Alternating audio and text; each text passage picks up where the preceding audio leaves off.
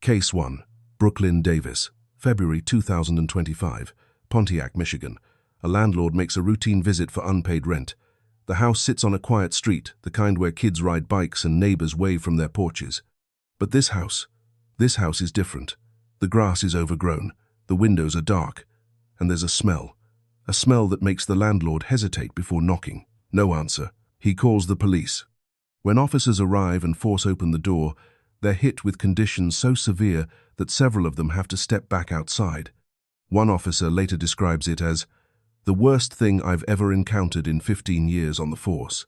They push forward, flashlights cutting through the darkness, and that's when they see it. Trash, mountains of it, piled so high it reaches the ceiling in some rooms.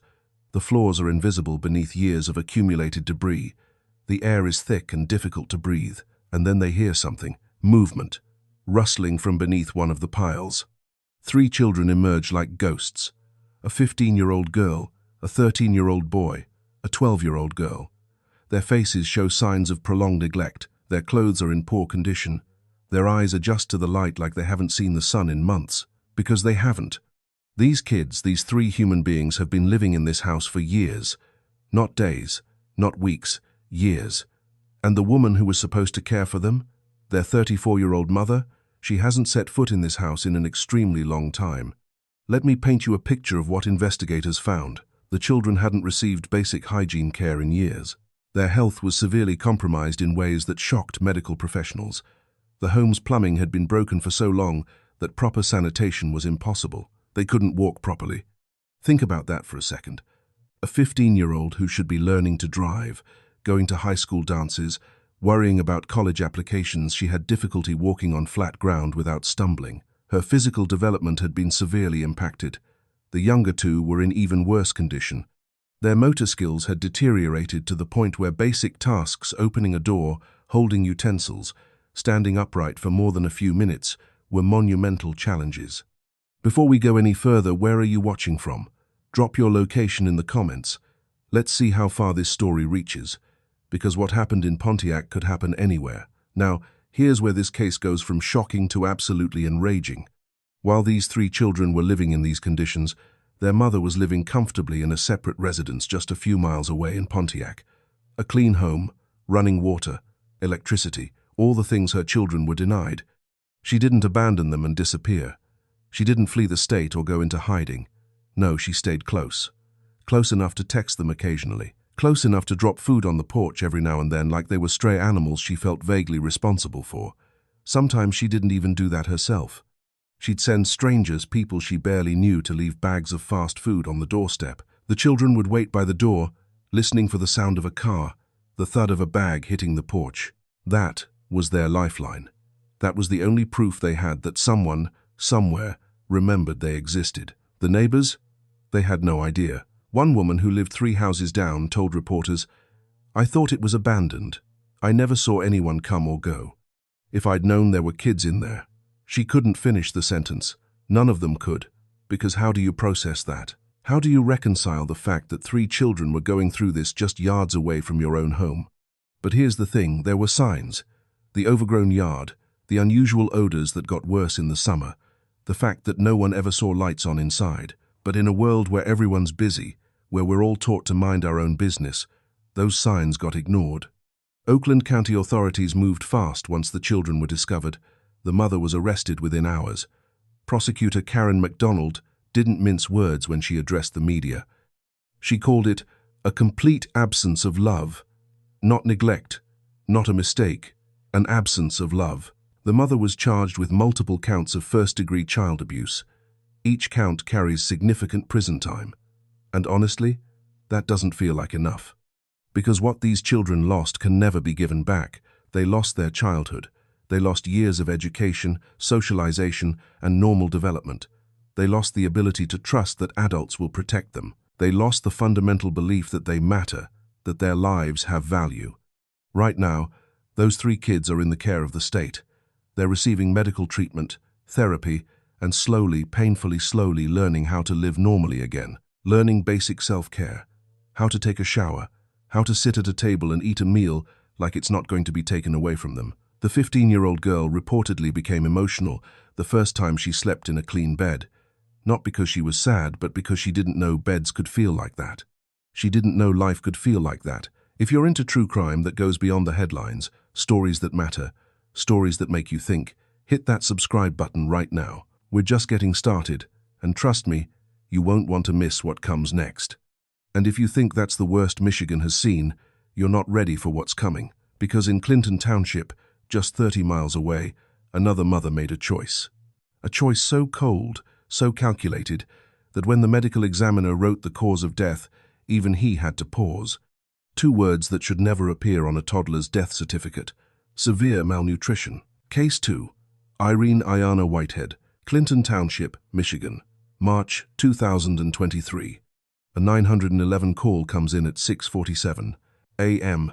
A woman's voice, shaking, tells the dispatcher that her 2-year-old son won't wake up. He's in his crib. He's unresponsive. She needs help. Paramedics arrive within minutes. They rush to the child's room, expecting to perform life-saving measures, to fight for this little boy's life. But the moment they see him, they know there's nothing they can do. The toddler, who the media would later refer to as Baby Z, to protect what little dignity he has left, has passed away. But it's not just that he's gone that makes these seasoned first responders go silent. It's his condition. His body shows extreme signs of prolonged malnutrition. His physical state is shocking. One paramedic would later tell investigators, "I've seen elderly patients in hospice care who looked healthier than this child." This wasn't a sudden medical emergency. This wasn't an accident or a tragic illness. This was slow, deliberate, calculated. The medical examiner's report would confirm what everyone at the scene already suspected. The cause was severe, prolonged denial of proper nutrition. Two concepts that should never, ever be associated with a 2-year-old's passing. Let me break down what this actually means, because it's important to understand the timeline here. This wasn't a case of missing a few meals. This wasn't a parent who fell on hard times and couldn't afford food. This was systematic denial of nutrition over the course of months. This kind of neglect is a process. The body doesn't just shut down overnight. For a 2-year-old, a child whose body is supposed to be growing, developing, learning to run and jump and explore the world, this level of neglect is even more devastating. Every day without proper nutrition is a day of irreversible damage. And this little boy? He'd been going through this for a long, long time. Investigators immediately turned their attention to the parents, 29-year-old Sierra Zaitona and her partner Jonathan Cheek, and here's where this case goes from tragic to absolutely infuriating. The parents were well fed. Let me say that again. While their 2-year-old son was in this condition, Sierra Zaitona and Jonathan Cheek were eating regular meals. Investigators found a fully stocked refrigerator, pantry shelves lined with food, fast food receipts, evidence of delivery orders. They weren't struggling. They weren't going without. They were making a choice every single day to feed themselves and deny their child. When detectives interviewed the couple, they tried the usual defenses. "We were overwhelmed. We didn't know he was that sick. We thought he was just a picky eater," but the evidence dismantled every excuse. Medical records showed the child had been healthy at his 1-year checkup. After that, no more doctor visits, no wellness checks, no vaccinations. The parents had deliberately kept him away from medical professionals who might notice what was happening. Neighbors reported hearing the child crying sometimes for hours but never seeing him outside, never seeing him in a stroller or playing in the yard. One neighbor said, "I didn't even know they had a kid until the ambulance showed up." Investigators found the child's room was essentially a prison, a crib with poor conditions, no toys, no books, just 4 walls and a door that locked from the outside. The timeline they pieced together was damning. Around the child's first birthday, the parents began reducing his food intake. At first, maybe it was just smaller portions, then skipped meals, then entire days without adequate food. The child would cry, would reach through the crib bars toward the door, and they ignored him. They walked past his room. They heard his cries.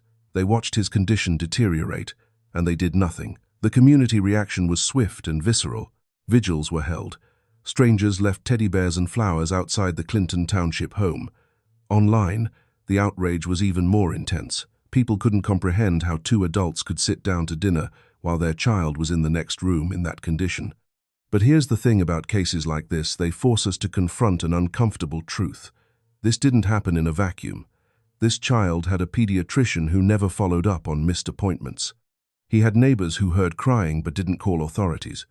He existed in a system that's supposed to protect vulnerable children, and that system failed him. The legal process moved slowly, but it moved. Sierra Zaitona and Jonathan Cheek were both arrested and charged with serious felonies, including child abuse. The prosecution built an airtight case: medical evidence, photographic evidence, testimony from first responders who would never forget what they saw that morning. In April 2025, 2 years after that little boy took his last breath, Sierra Zaitona stood before a judge for sentencing. The courtroom was packed. Victim advocates, journalists, community members who'd never met this child but felt compelled to bear witness. The judge didn't hold back. "You had every opportunity to save your son's life," the judge said, voice steady but laced with barely contained anger. "Every single day, you made the choice to let him go without. You are not a victim of circumstance. You are not overwhelmed. You are responsible for his passing." Sierra Zaitona was sentenced to 24 to 50 years in prison. Jonathan Cheek received an identical sentence. Neither showed remorse, neither cried, neither apologized. As they were led out of the courtroom in shackles, one of the victim advocates whispered, "That little boy's last thought was probably wondering why his mummy wouldn't help him. And that's the part that haunts me. That's the part that should haunt all of us." A 2-year-old doesn't understand neglect or cruelty or evil. He just knows he needs help. He just knows something's wrong. He just knows that the people who are supposed to love him aren't coming. And eventually, he stops crying. Not because the pain is gone, but because he doesn't have the energy anymore. This kind of neglect is a slow process. But our next case, the mother admitted to something far more direct and far more chilling. Real quick, if this story is keeping you hooked, smash that like button. It helps us bring more of these untold stories to light.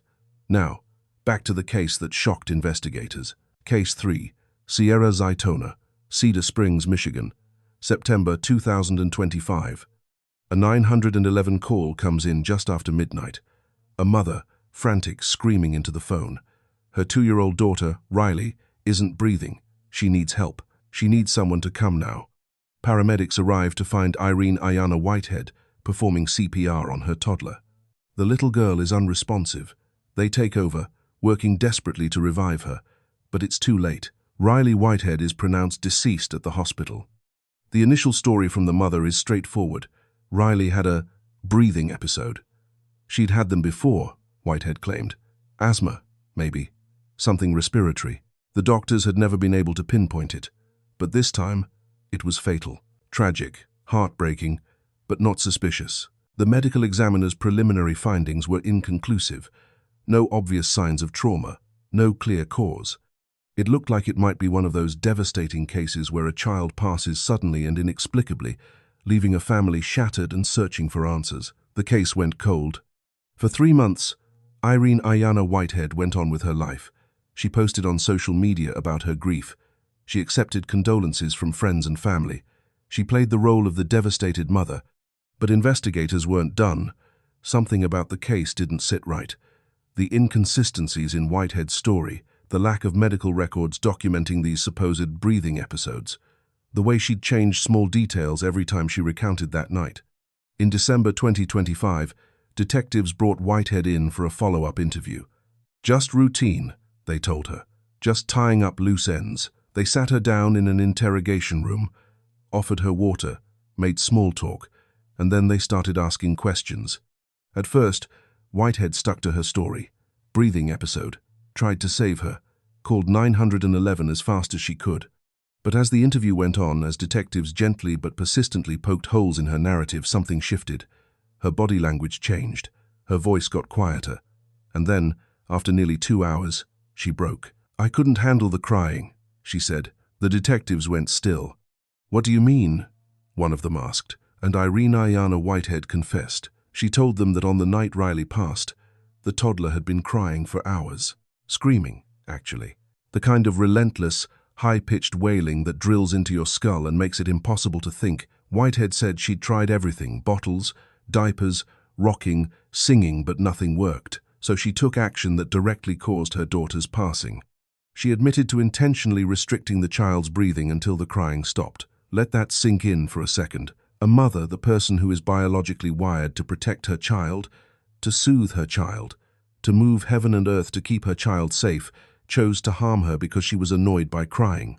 Crying, the most natural, normal thing a 2-year-old does. But here's where this case takes an even darker turn. Once Whitehead started talking, she couldn't stop. It was like a dam had burst. And in that interrogation room, with cameras rolling and detectives listening in stunned silence, she confessed to a second incident. Her 2-month-old son, Leonard, September 2021. Leonard had passed away 4 years earlier. The official cause? Pneumonia. Natural causes. Tragic, but not suspicious. The case had never been investigated as a homicide, but now Whitehead was telling detectives that she'd harmed him too. Same method, same motive. He wouldn't stop crying. She'd caused his passing, staged it to look like a medical emergency, and gotten away with it. For 4 years, she'd carried that secret, and she might have carried it to her grave if she hadn't acted again. The detectives immediately contacted the medical examiner's office. Leonard's case was reopened. His remains were exhumed for a second examination, and while the results are still pending as of this recording, the evidence is mounting. So what drives a mother to harm her own children this way? Experts call it the crying trigger phenomenon.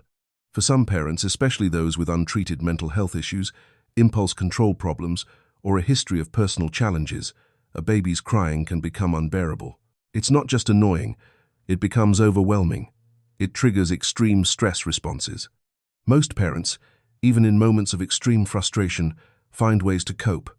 They put the baby in a safe place and walk away. They call a friend. They take deep breaths and remind themselves that crying is normal. But for a small percentage of parents, that trigger leads to harmful actions. And in Whitehead's case, it led to tragedy. Twice. The investigation into how detectives got the confession is still ongoing, but sources say it came down to patience and strategy. They didn't go in aggressive. They didn't accuse. They just asked questions, created a space where Whitehead felt safe enough to unburden herself and let her talk. And talk she did. The community response has been one of shock and betrayal. People who knew Whitehead described her as normal. A little stressed, maybe. A little overwhelmed. But not capable of this. Never capable of this. One former co-worker said, "She talked about her kids all the time. She seemed like she loved them." How do you fake that? But that's the thing about cases like this, you don't always see the danger until it's too late. As of now, Irene Ayana Whitehead is facing serious charges for Riley's passing. The 2021 case involving Leonard is under fresh investigation, and additional charges are expected. If convicted on both counts, she'll spend the rest of her life in prison. And honestly, that's not enough. Because 2 children are gone. 2 babies who should be alive right now, learning to walk, learning to talk, learning to be human, are no longer here. Because their mother couldn't handle crying. Pause for a second. What time is it where you are? Drop it in the comments. I'm curious how many of you are watching this late at night like me. Case 4. Sherry Lee Leak, Muskegon County, Michigan, November 2025. 11-year-old Miala Leak should have been safe. She'd been through the system, the foster care system, that's supposed to protect kids who've been mistreated, neglected, or abandoned. She and her twin sister had been adopted by Sherry Lee Leak years earlier, pulled out of a bad situation and given a second chance. Adoption was supposed to be the happy ending. But on a cold November morning, paramedics were called to the Leak residence. Miala was unresponsive. CPR was performed. She was rushed to the hospital. She was pronounced deceased shortly after arrival. The initial cause was unclear. No obvious trauma, no signs of illness, just an 11-year-old girl who'd stopped breathing. But as investigators dug deeper, a disturbing picture began to emerge. Prosecutors now allege that Sherry Lee Leak, Miala's adoptive mother, the woman who was supposed to protect her, used her body weight to restrict the child's breathing until she passed. Let me explain what that means, because the mechanics of this method are important to understand. When an adult uses their full body weight against a child, they're compressing the child's chest and abdomen. This prevents the lungs from expanding. The child can't inhale. Oxygen levels drop rapidly. Panic sets in. The child struggles, tries to push the adult off, tries to call out, but they can't. Within minutes, The brain begins to shut down from lack of oxygen. The heart slows and then stops. It's a method that leaves minimal external evidence, and it's one of the most cruel ways to harm someone, because the victim is fully conscious for most of it. They know what's happening. They know they're in danger, and they're powerless to stop it. Now imagine that victim is an 11-year-old girl, and the person harming her is her mother. This case is particularly disturbing for several reasons. First, Miala wasn't a biological child. She was adopted. Sherry Lee Leek chose to bring this child into her home. She went through the vetting process, the home studies, the training. She convinced social workers that she was fit to be a parent, and then she allegedly ended her daughter's life. Second, Leek had no prior criminal history, no red flags, no documented history of violence. On paper, she was the perfect adoptive parent. In reality, she was hiding something terrible. Miala and her twin sister had been adopted through CPS years earlier. The details of their biological family situation aren't public, but we know they were removed from their home for their own safety. They were placed with Leek, and for a while, it seemed like the system had worked. But behind closed doors, something was very, very wrong. The community response has been one of shock and disbelief. Neighbors described Leek as quiet, polite, unremarkable. She seemed like a good mum, one neighbor said. I never heard yelling or saw anything that made me worried. But that's the insidious thing about harm. It often happens in silence. Now, the big question everyone's asking, where was CPS? How did this happen to a child who was already in the system? A child who'd already been failed once by her biological family? The answer is complicated.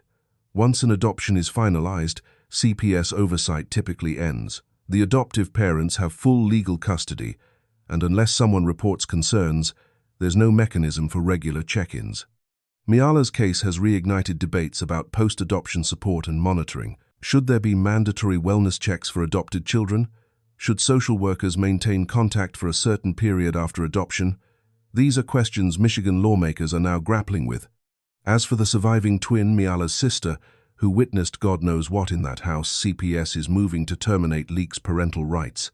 The girl has been removed from the home and is currently in foster care. Again, think about what that does to a child. You're taken from your biological family, placed with an adoptive family. Your twin sister passes away under suspicious circumstances, and now you're back in the system, starting over, trying to trust adults who keep failing you. Sherry Lee Leek has been charged with manslaughter, a 15-year felony.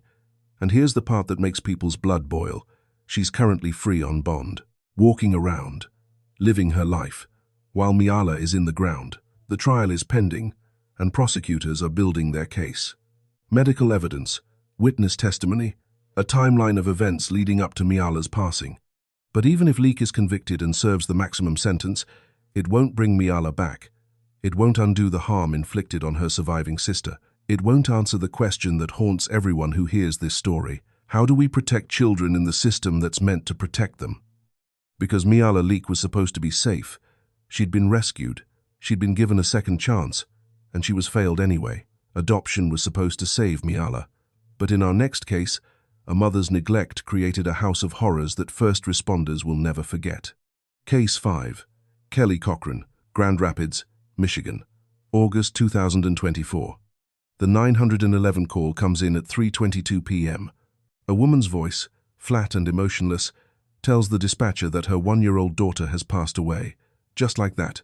No panic, no tears, just a statement of fact. My daughter's gone. Paramedics and police rush to the address on Eastern Avenue.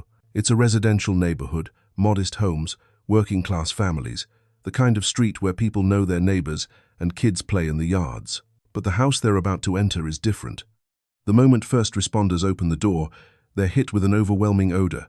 Decay, filth, something deeply, fundamentally wrong. They push inside, and what they find will haunt them for the rest of their careers. The 1-year-old daughter the child Brooklyn Davis called about is lying in a crib. She's been gone for hours, maybe longer. Her condition shows signs of severe, prolonged neglect. The crib is in deplorable condition, but she's not alone. In the same room, first responders find her twin brother. He's alive, but barely. He's in critical condition, severely malnourished, in desperate need of medical attention. His breathing is shallow. His eyes are glassy. He's rushed to the hospital with life-threatening health issues. And there's another child, an 8-year-old, found hiding in a closet, terrified, showing signs of long-term neglect, deeply affected by what she's witnessed. The scene inside the house is something out of a nightmare. Every surface is covered in filth. Trash is piled in corners. The kitchen sink is overflowing with dishes that have been sitting so long they've developed mold. The bathtub, the place where children are supposed to be bathed, to feel clean and safe, is filled with stagnant water. A thick film floats on the surface. The smell is unbearable, but it's the infestation that really gets to the first responders. Pests, crawling over every surface, every piece of furniture. One paramedic later said, "I've been doing this job for 20 years. I've seen overdoses, car accidents, crime scenes, but I've never seen children living in conditions like that." The investigation moves quickly. Detectives interview neighbors, review medical records, and piece together a timeline of systematic neglect. Here's what they find. Brooklyn Davis, the children's mother, spent her days drinking heavily and scrolling on her phone. Neighbors reported seeing her on the porch with a bottle, staring at her screen for hours, but they never saw the children, never heard them playing, never saw them outside, because the children were locked in a room for hours, sometimes days. Davis would put them in a bedroom, close the door, and forget about them. No food, no water, no diaper changes. Just 4 walls and the sound of their own crying until they were too weak to cry anymore. The surviving twin and the 8-year-old told investigators that they were rarely let out, that they'd ask for food and be ignored, that they'd have accidents because there was no other option, that they'd watch their sister get weaker and weaker and there was nothing they could do. The Grand Rapids police chief held a press conference that made national news. His voice shook with barely controlled emotion as he described the case as weeks of systematic neglect. "This wasn't an accident," he said. "This was deliberate, sustained mistreatment. These children were prisoners in their own home, and their mother, the person who should have protected them, was their captor." Medical evidence backed up the timeline. The 1-year-old who passed had been malnourished for weeks. Her organs had begun to shut down. She'd been in distress, declining, slowly fading, while her mother sat in the next room scrolling through social media. The surviving twin required weeks of hospitalization. He had infections, developmental delays, and psychological challenges that will take years, maybe a lifetime, to address. The 8-year-old is in therapy. She has nightmares. She hoards food. She flinches when adults raise their voices. Brooklyn Davis was charged with serious felonies, including child abuse, resulting in the passing of a child. The prosecution is seeking the maximum sentence, life without parole. The community response has been overwhelming. Vigils were held for the 1-year-old who passed. Donations poured in for the surviving children. And people are asking the same question they always ask in cases like this. How did no one know? The truth is, people did notice things. The overgrown yard, the smell, the fact that the kids were never seen. But no one called CPS. No one knocked on the door. No one wanted to get involved. And 3 children paid the price. If you're still watching, you're part of a community that refuses to look away from hard truths. Share this video. These stories need to be told. Now, let's talk about a case that goes beyond neglect into multiple victim territory. Case 6, Sharon Houghton, Iron River, Michigan. 2016, population 3,000. The kind of small Upper Peninsula town where everyone knows everyone, where people leave their doors unlocked, where the biggest crime is usually someone taking a snowmobile or getting into a bar fight. But in 2016, Iron River became the center of one of Michigan's most twisted cases. And at the heart of it was Kelly Cochran, wife, mother, neighbor, the woman next door. On the surface, Kelly seemed normal. She and her husband, Jason Cochran, had moved to Iron River from Indiana a few years earlier. They kept to themselves mostly, but they were polite, friendly enough. Kelly worked at a local business. Jason did odd jobs. They seemed like any other couple trying to make a life in a small town. But behind closed doors, Kelly and Jason Cochran had a secret, a wedding night pact. According to Kelly's later confession, on the night they got married, she and Jason made an agreement. If either of them had an affair, they would eliminate the person they cheated with. It sounds like something out of a thriller movie, the kind of twisted logic that doesn't exist in real life. Except it did, and Kelly Cochran followed through. In 2014, Kelly began an affair with a man named Chris Regan. He was a co-worker, friendly, trusting, completely unaware of the danger he was in.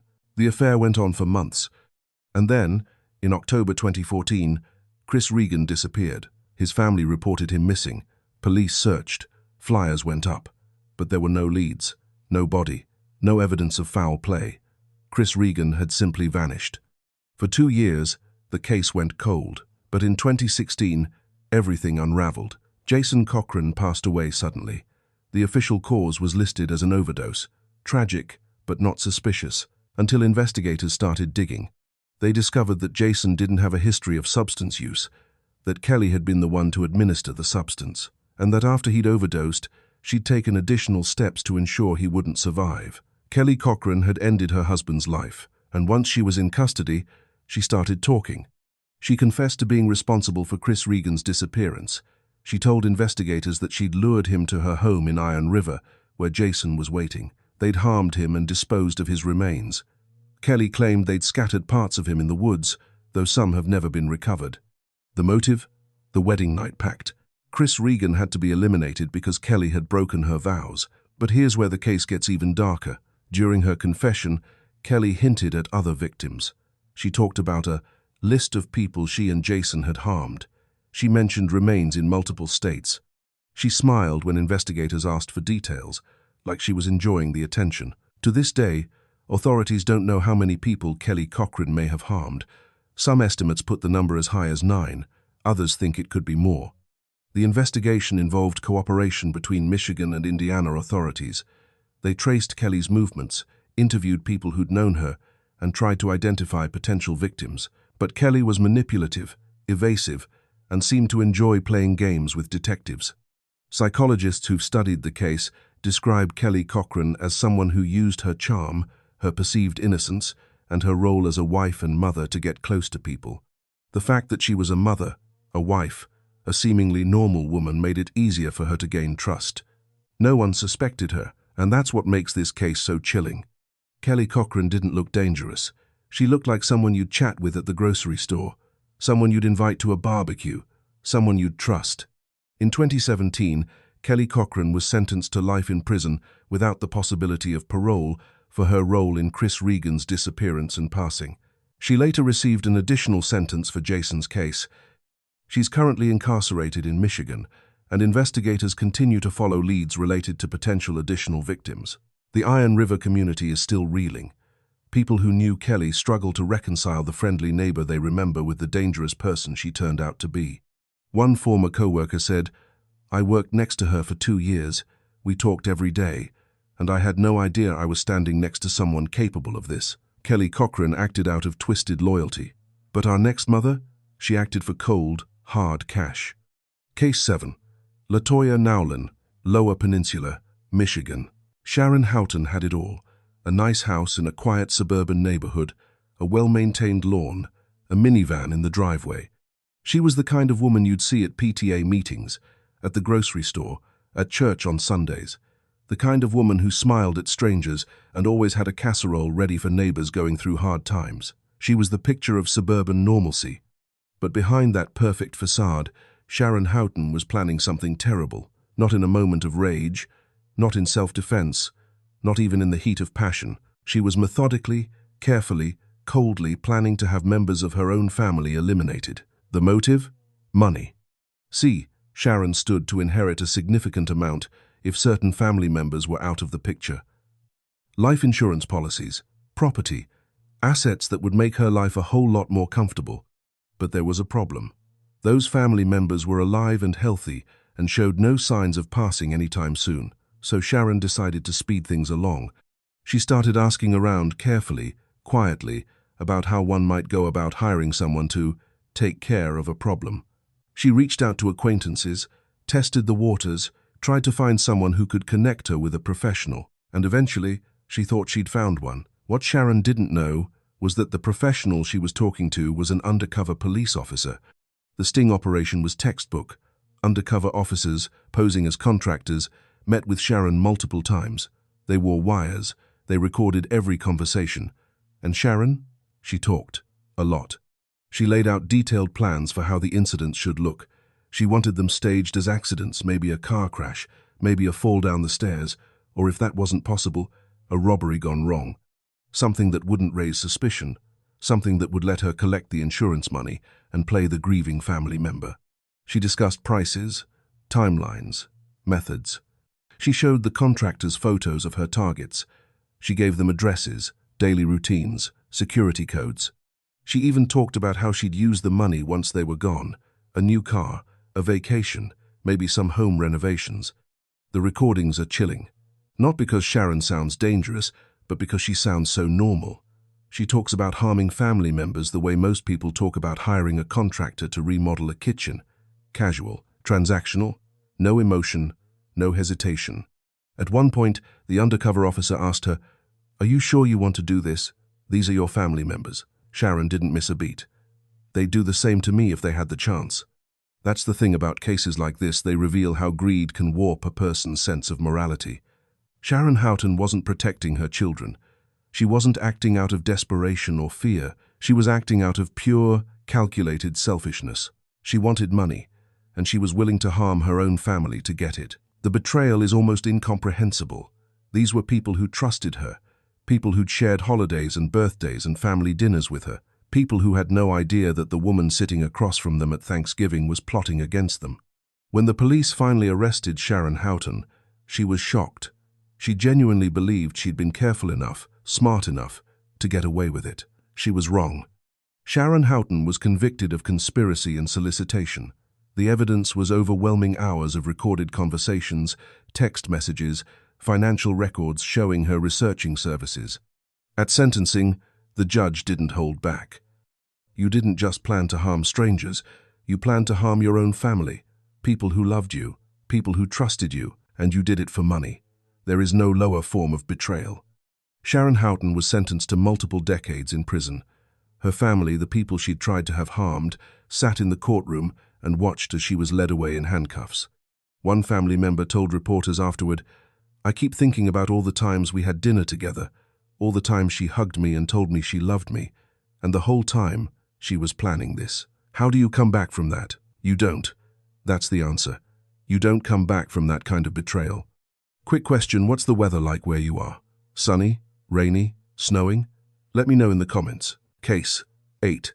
Lisa Guyton, Detroit, Michigan. Carmen Johnson's home was a place children should never have been. The house was uninhabitable. Mold covered the walls. The plumbing didn't work. There was no heat in the winter, no cooling in the summer. Trash piled up in every room. The conditions were so bad that neighbors complained to the city multiple times, and yet children lived there. Multiple children, for years, and Child Protective Services knew about it. That's the part that makes this case so infuriating. This wasn't a hidden situation. This wasn't a family that slipped through the cracks. CPS had been called to Carmen Johnson's home multiple times. Social workers had visited. Reports had been filed. Red flags had been raised, and nothing was done. The timeline is damning. The first CPS report came in when the children were toddlers. Neighbors had called, concerned about the conditions they'd glimpsed through open doors. A social worker visited, documented the issues, and recommended follow-up, but the follow-up never happened. More reports came in over the years. Teachers noticed the children coming to school in dirty clothes, appearing unwell, falling asleep at their desks. They called CPS. More visits, more reports, more recommendations. And still, the children stayed in that house. By the time police were finally called to the home, not by CPS, but by a neighbor who heard distress, it was too late. Multiple children were found deceased inside the house. The exact number has been withheld from public records to protect the surviving children's identities, but sources say at least 3 children passed away in Carmen Johnson's care. The causes varied: malnutrition, untreated medical conditions, injuries that had been left unaddressed. One child reportedly passed from exposure, succumbing to the cold in a house with no heat in the middle of a Michigan winter. The surviving children were in critical condition, severely malnourished, showing signs of long-term neglect, developmentally delayed from years of inadequate care. The investigation revealed a catastrophic series of system failures. CPS caseworkers had been overwhelmed, managing caseloads 2 or 3 times higher than recommended. Reports were filed but not followed up on. Home visits were scheduled but cancelled due to staffing shortages. Warning signs were documented but never escalated. One former CPS worker, speaking anonymously, said, "We all knew that house was a problem. We all knew those kids were at risk. But there were so many cases, so many families, and not enough of us to handle it all. Something was going to fall through the cracks. We just didn't think it would be this bad. But it was. It was that bad." The community response was immediate and furious. Protests were held outside CPS offices. Lawmakers were flooded with calls demanding reform. The media ran story after story about how the system designed to protect children had failed so spectacularly. The Michigan Department of Health and Human Services launched an internal review. They found systemic issues at every level: understaffing, inadequate training, poor communication between agencies, lack of accountability. Policy reviews were conducted. New protocols were proposed. There was talk of hiring more caseworkers, increasing funding, implementing better tracking systems. But as of this recording, many of those reforms are still just talk. Funding hasn't increased significantly. Caseloads are still too high, and children are still falling through the cracks. Carmen Johnson was convicted of involuntary manslaughter and multiple counts of child abuse. At her sentencing, she showed no remorse. She blamed CPS for not taking her children away. She blamed the children for being difficult. She blamed everyone but herself. The judge wasn't having it. You had every opportunity to get help. You had social workers visiting your home. You had teachers reaching out. You had neighbors offering assistance. And you refused it all. You chose to let your children live in these conditions. That is on you, no one else. Carmen Johnson was sentenced to decades in prison. But the children she failed are still gone. And the system that failed them is still broken. System failures enabled Carmen Johnson, but our next case shows how a mother can manipulate even trained medical professionals.